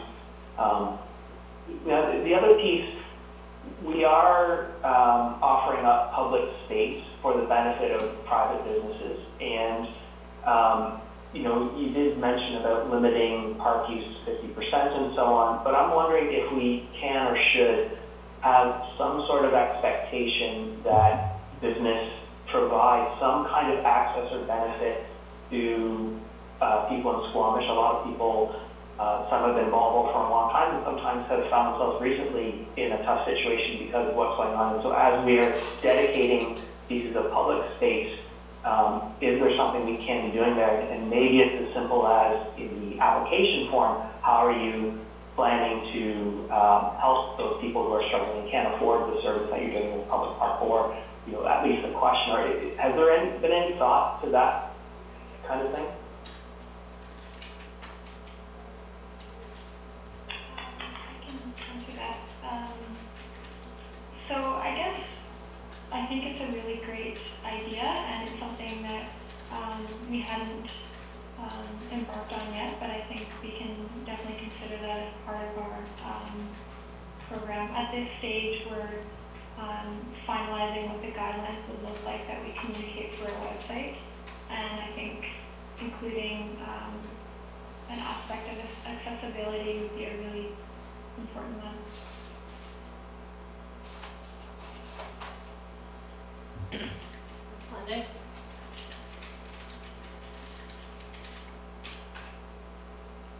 Thank you, Mayor Elliott. I'm just checking out what's behind you.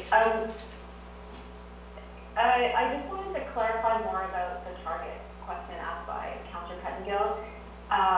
Ms. Woodside did cover well that this is a very brand new program, and we are doing it under the auspice of urgency, and a target at this point would be somewhat arbitrary, and rather if the objective is to keep track of how the system is working or not, and engage with businesses to improve continuing to go, then I think that's more of a realistic approach for staff, but perhaps I didn't quite understand the question, but that's what I see as being really the best way to go forward here, rather than come up with an arbitrary target. Right. So you would prefer a staff or monitoring the program and looking at continuous improvement rather than doing the work up front to set a target? Thank you. Councillor Herford? Thank you. The patio program, I'm excited about, but I'm curious, sort of on just by naming purposes, if nothing else, it feels like something that our restaurants and cafes will be naturally lining up to do. Is it also available to retailers to have some more space, so it could be like, whether that be clothing or, I don't know, whatever our various retailers sell? It's not limited to food service, is that correct? I can speak to that. That's correct. So if retailers would like a little sidewalk sales area, that's part of the program as well. That was already in the traffic bylaw. So parking stall patios, sidewalk patios, and sidewalk sales area are included. Now, someone mentioned earlier as far as, well, if every business on Cleveland came forward with an application, is that workable, or will we need to figure out some sort of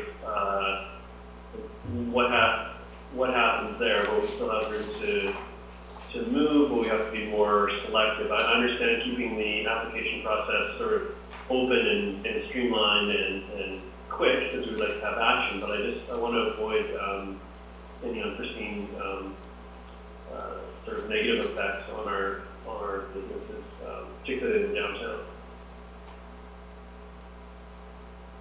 So to address that, we do still have like guidelines where they have to keep a minimum sidewalk space and things like that. And so when they submit the plan, we'll be reviewing that to make sure that people are able to walk by and then see that they're in their frontage, so they're not taking over their other businesses' space without their permission. So we're hoping that that won't come up, but this is the guidelines that we have in place, but we'll kind of have to go see what comes in and kind of work from there as well. Thank you. Councillor Stoner. Thank you, through the chair. Speaking to the following additional measures, so appreciate all the work that staff have done so far and excited to see this program come to fruition.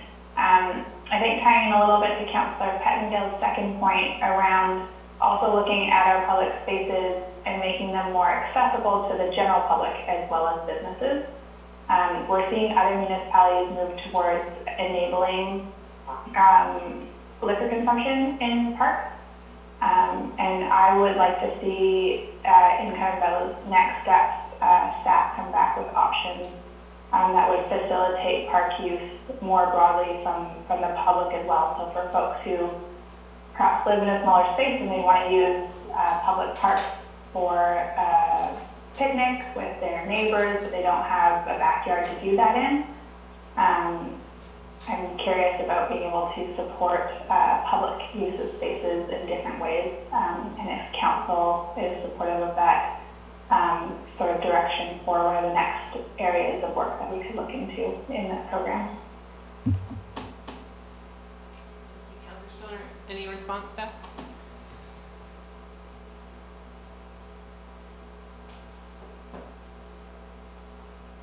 Okay.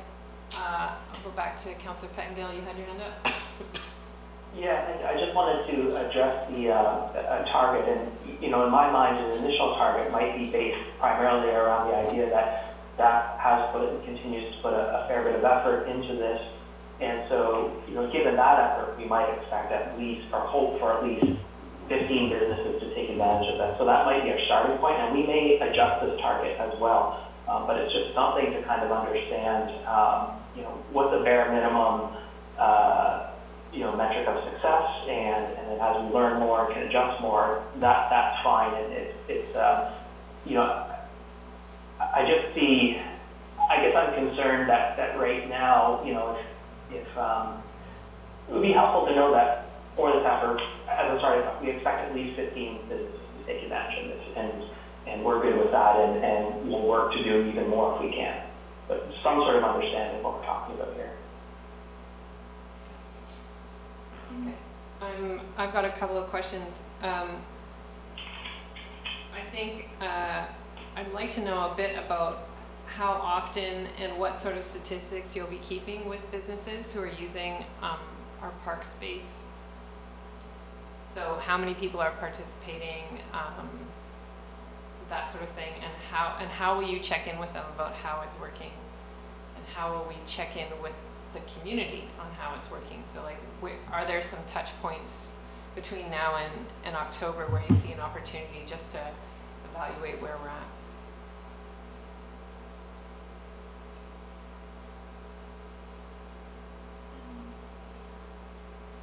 I can speak to that question. So our initial plan is to there will be some back and forth as part of the application process between staff and the applicant. And as part of that, there will be a follow-up short pulse survey that we're planning, which is basically a satisfaction survey that looks at, how was the service, how can we improve, and are there any other ways that we could be supporting businesses. So that's kind of one of the key stats that we're intending.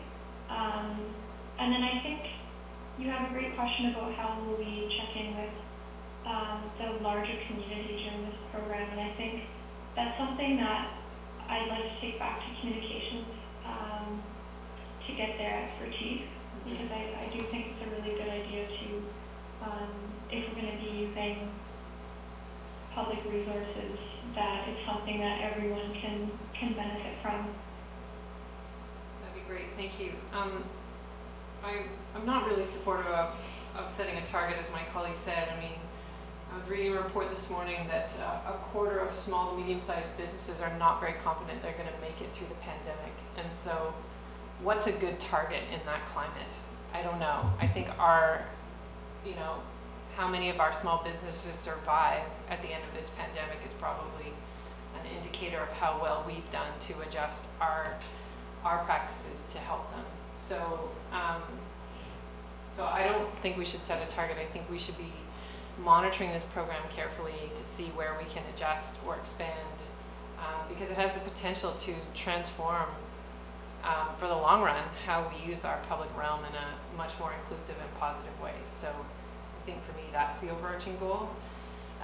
One of the groups that I wonder that hasn't been connected with this program, and I agree with Councillor Herbert, we might want to expand the name of the patio program just so that retailers understand that can include them. But our faith communities are also limited in the number of people that they can have in their venues, and our faith communities do provide a lot of community support to their congregations in terms of grounding them in a sense of community. So you mentioned, Ms. Woodside, we don't want to ever cross the line to look like we are creating events in our parks, which would be against public health orders. But have we given any thought to faith communities using our public spaces?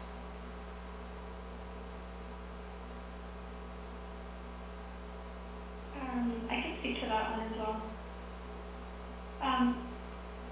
We haven't been looking at that specifically yet, but we are thinking about how can we be fair and how can we enable many different groups to use this if we are going to be opening it up.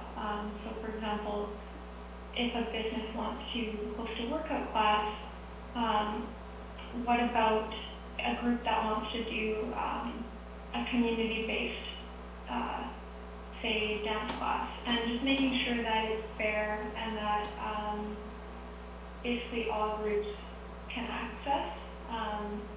So I think I'll take that away as well as something that we'll want to consider in our planning. Thank you. Any other questions, Council? Councillor French. Thank you. I'm having a vision of somebody using a park and being very successful and leaving the park in a state that isn't as pristine as it was when they came on. Are there provisions in place to deal with a scenario like that?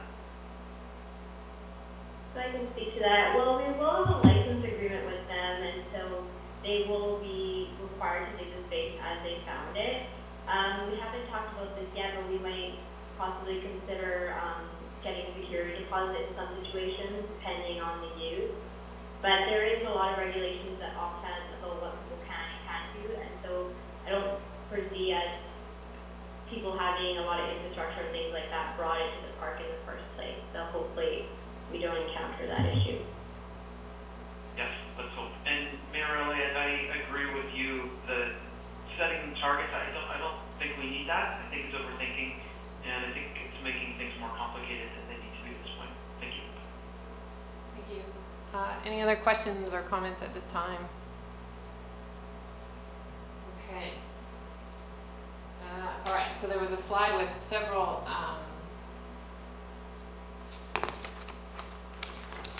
resolutions.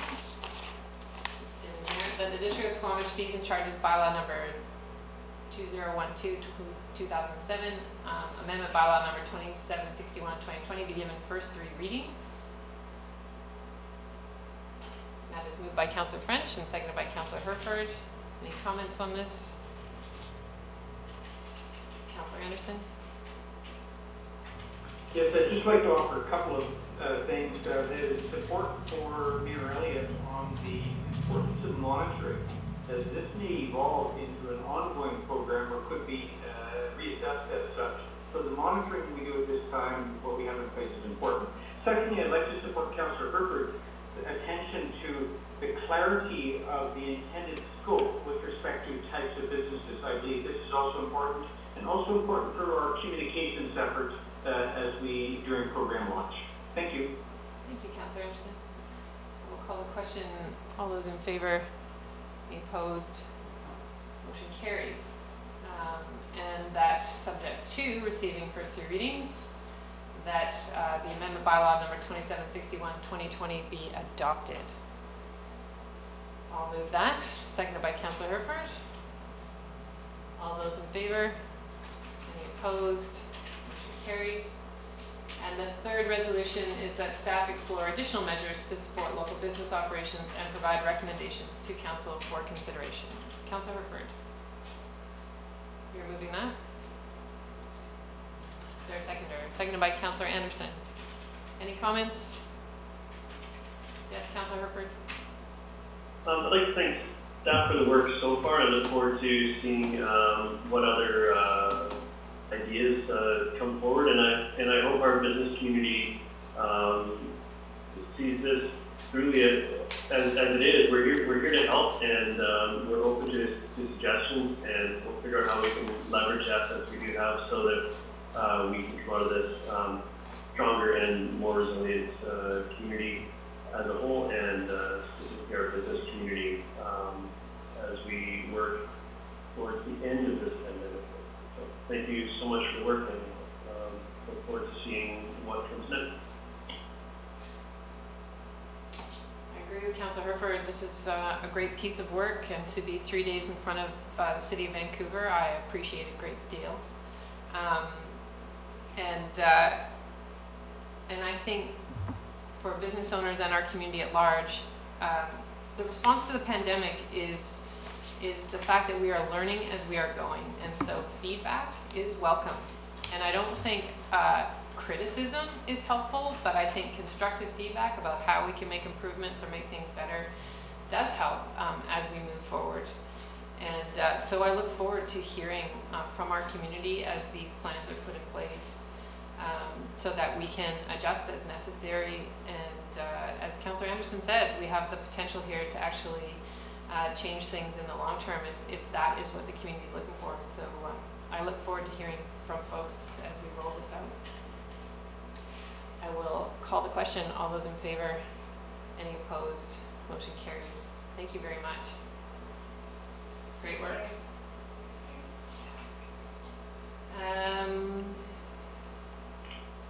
Did those. Okay, so we're on to, it says we get a recess, but I feel like I kind of want to finish now. We're so close to the end, but there's quite a bit of correspondence. How do you feel, Council? Can we just push through and then have a longer recess before our closed meeting?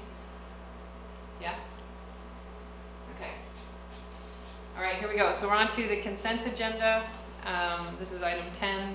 So if Council has anything they're in conflict with or anything they wish to pull from the consent agenda, now is the time.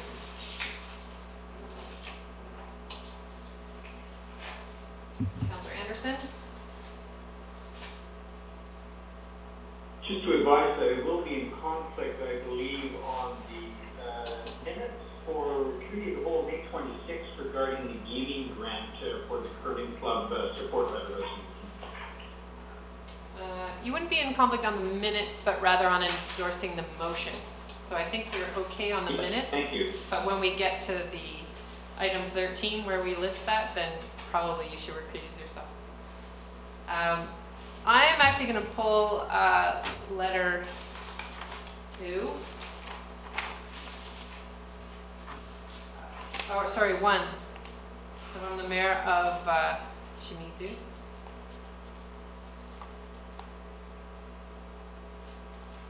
I think that's it. So with that letter pulled, I'll ask for a motion to approve the consent agenda. Moved by Councillor French, seconded by Councillor Herford. All those in favor? Opposed? Motion carries. So I'll deal with my letter after the item 12, correspondence action requested. The first is we have in that section a letter from the Mayor of Port Moody to see if we would support a motion on a letter going to senior government signed by mayors and also passing a resolution at council to focus attention on homelessness in post-COVID-19, that a return to what was normal before would not be supportable. You saw a draft motion there from Mayor Bagramov, and so it is for us to consider whether we would like to pass a similar motion and add my name to the list of mayors submitting that letter to provincial and federal governments. Councillor Stoner? Thank you. I would like to move receipt on this, although I appreciate the mayor's intention. I think I am fully supportive of the general direction. I am not supportive of the language in the motion. I think it uses terminology that is inappropriate and asks for things that are quote unquote there's just language in the motion that I am not supportive of, so I will not. I would not be supportive of supporting this motion, but I will move receipt. Councillor Reese? You're seconding receipt. Any comments? Further comments? Councillor Panga?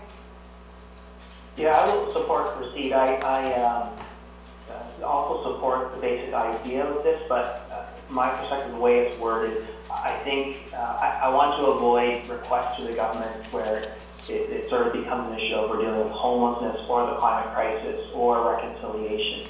And I think some of these pieces, we need to start speaking of them a little more holistically, and that piece was missing for me. The way this resolution was worded, so I was a bit uncomfortable with that framing.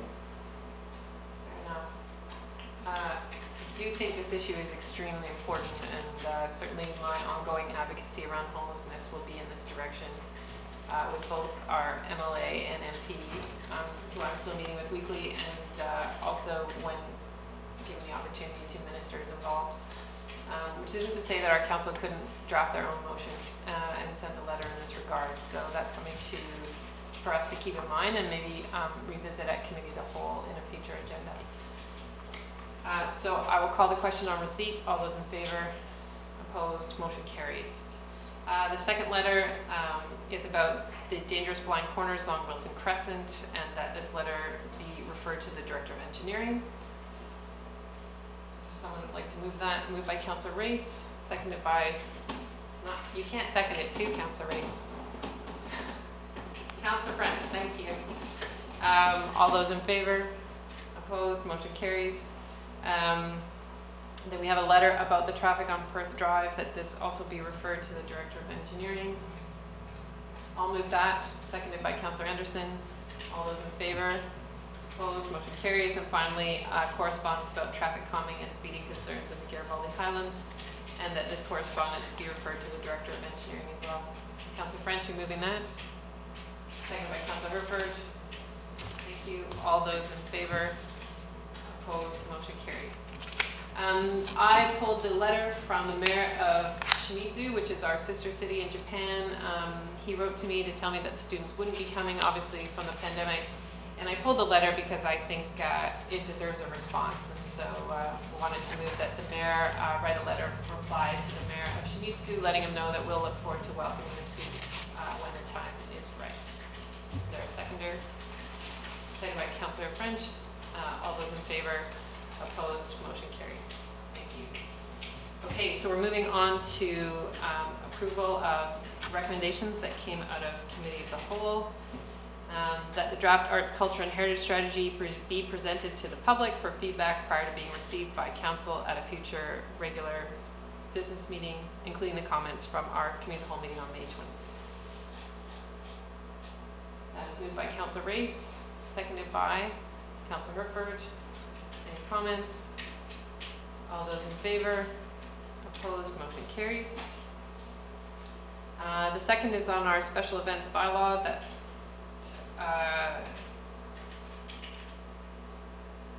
council provide feedback on the draft District of Squamish special events bylaw, and that staff bring forward to council meeting for readings, taking into consider what they heard at the committee of the whole on May 26th. It is moved by Councillor Herford, seconded by me. Seconded by the mayor. All those, any comments? All those in favor? Opposed? Motion carries. That council received the municipal hall reopening safety plan and public participation at council meetings memo for information. That is moved by Councillor French and seconded by Councillor Herford. All those in favor? Oh, sorry. Yep, go ahead, Councillor French. Yeah, I would just briefly like to speak with this. It wasn't because of technical difficulties on this meeting at the very start when I believe this was up higher on the agenda. But I just want to note that there are some out there who feel we're not being as transparent as we could be and should be under our current scenario. It's very difficult because of our technical constraints and the fact that we're supposed to be distancing. So I want to share that I'm looking forward to when we get to the point where we either have technology in place where we can be more open with our meetings, or we're actually in Municipal Hall and allowing the public in. Thank you. Thank you. And my understanding is that we will be testing that technology to allow public participation by the middle of June. So we do have a solution in mind. Okay, that was moved and seconded. All those in favor? Opposed? Motion carries. Councillor Anderson. Chair, I wish to declare a conflict on the next item, the letter of support for the Gaming Curling Club, as I am an active curling club member, so I will excuse myself from the meeting. Thank you, Councillor Anderson. That council support writing a letter of support for the Squamish Curling Club and their application for a gaming grant. That is moved by Councillor Herford, seconded by Councillor Race. All those in favor? Opposed? Motion carries. How do we get them back on? Good question.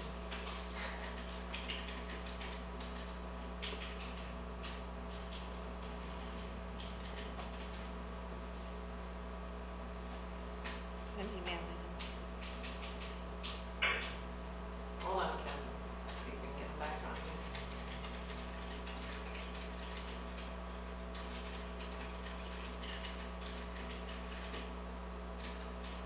him. Oh, he's back. Well, there it is. Okay. Okay, any business arising from the minutes? Seeing none, we have advisory design panel minutes from May 21st to receive. Receipt moved by Councillor Herford, seconded by Councillor French. All of those in favor? Opposed? Motion carries. Any council staff? Oh no, we don't have any in-camera announcements. There is no unscheduled public attendance today. Councillor staff announcements. Ms. Lennon. Thank you, Mayor Elliott. I was hoping to have a couple of minutes here to update council on our Park Ambassador program. So this is something that we launched prior to the long weekend. And at this point, we have 18 staff working a total of 150 hours a week. All rec staff, the shifts are anywhere from 3 to 5 hours in length, and they are working 7 days a week. Saturdays and Sundays, 10 a.m. to 4 p.m., and then weekdays, 2 p.m. to 7 p.m. And what we've received from the staff so far is that the public has been very positive, and they appreciate the ability to connect with district staff in person. And in fact, families that are missing the programming at the rec center and the program leaders that run the programs, kids are saying that they love seeing those program leaders out in the park and connecting with them there. They were promoting programs in the park at the time when they do talk to people. And we do have a rec coordinator that's begun to sort of document data that's being collected to the park reports when they're out there. And we're happy to say that there have been 0 incidents that have been that have required by law, and staff have all felt very safe on shift. So at this time, it's a very successful program. Thank you, Ms. Glende. Are staff being deployed to trailheads or to our parks specifically? That answer, I don't know. Actually, I can find out for you. I know it's parks specifically. We did talk about trailheads, but I can confirm that. Yeah, we did have a number of complaints from the Perth Drive area. I think that was compounded by the fact that our hub didn't get opened one weekend, but yeah, I'd just be interested to know if they are spending any time at some of those major trailheads. I'll see if I can find that out right now, and if not, I'll have to come back. Okay, any other council announcements? Yes, Councillor Pangill. I just want to touch on one of Councillor French's earlier comments. Have attended now 2 of the climate action plan talks on Wednesday evenings. I think there's another one coming up tomorrow evening. They've been fantastic, and as I understand, that is sort of what we're looking at for our technology for our public meetings. So if you're looking at seeing how that works for you, sort of a side benefit of learning about the climate information, you can sort of see where we're thinking of going for public engagements, and you can give some feedback on that. The other piece, I think, probably like a lot of people have been watching what's happening in the States and other places, and it's a lot to absorb, especially on top of COVID and everything we're dealing with, and still trying to sort through my own mind what is my role and responsibility and so on. And I think one of the small silver linings of COVID is provides us that opportunity to start dealing with things beyond just COVID. And so I'm very pleased with how our community and staff and team have responded so far on COVID. You know, I think the emergency housing project is a really good example, and I just look forward to us taking more opportunities to process and deal with some of these bigger picture items in a positive way. Thank you. So yes, I did want to. Yes, Ms. Glende. Oh, I'm sorry to interrupt. I can speak to the trailheads when they... Go ahead. Thank you. Yes, our ambassadors are stationed at the trailheads as well. Super. Thank you. I do want to encourage people to participate in the climate lecture series. Number 3 is tomorrow. We're talking about not me. I'm not smart enough.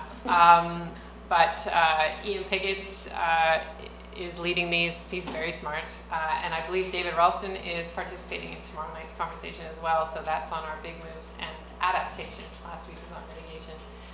I love them because there's these little pop quizzes, and I realize I don't always get the answers right. So it just goes to show that you can always learn more. There's also a mayor's drop-in tomorrow, and happy to chat with folks about our reopening plans at any of our facilities. And also, I'm really curious to learn from the community about, similar to what Councillor Pettengill has said, is how do we build back better? What are the things that we're learning through this pandemic that actually are helping to build a stronger community that we don't want to lose after this is all over. So looking forward to chatting with people then. Yeah, other than that, I don't have anything else. I will take a motion to close. Moved by Councillor Herford, seconded by Councillor Anderson.